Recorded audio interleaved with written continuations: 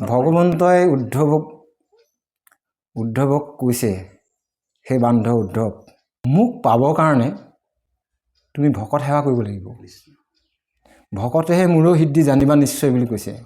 মোৰ হৃদয়খন ভকত আৰু ভকতৰ হৃদয়খন মই নিজেই। ভকতৰ হৃদয়খন মই নিজেই। দেৱতো তীৰ্থত কৰি ভকতেহে বৰ, ভকতক ভজিলে গুচয় কৰ্মজৰ।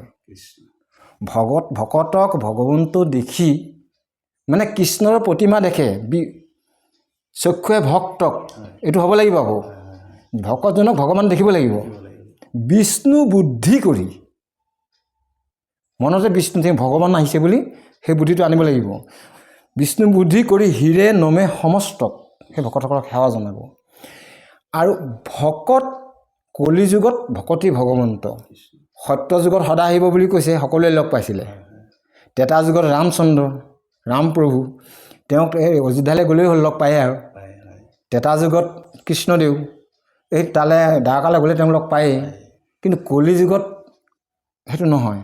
কলিযুগত ভগৱন্ত কৈছে যে কলিযুগত ভকতেই মই নিজেই, ভকতেই ভগৱান। যি ভকত বুলি কওঁতে আকৌ তেওঁ ভগৱন্তক ভজনা কৰিব লাগিব, আত্মাক ঈশ্বৰ বুলি মানিব লাগিব, সমস্ততে সম দেখিব লাগিব, সেইজন ভকত। কথা গম পাইছেনে? যে ভকতক দেখি যিটো নকৰে ভকতি, ভকত দেখিলে ভকতি নকৰে। মুঠ মাত্ৰ ভকতি কৰে দৃঢ়মতি, কেৱল মুখে ভকতি কৰে, ভকতক ভকতি নকৰে। আঁতপৰে শত্ৰু মোৰ আৰু কেহু নাই, ভগৱন্তই কৈছে তেওঁতকৈ মোৰ শত্ৰু কোনো নাই। ভকতক নিন্দি মোৰ বুকে মাৰে ঘাই, তেওঁ ভকতক সেৱা নকৰে, মোক সেৱা কৰে, গতিকে মোক নিন্দাহে কৰে, গতিকে মোৰ বুকুত গুৰ মাৰি দিয়ে।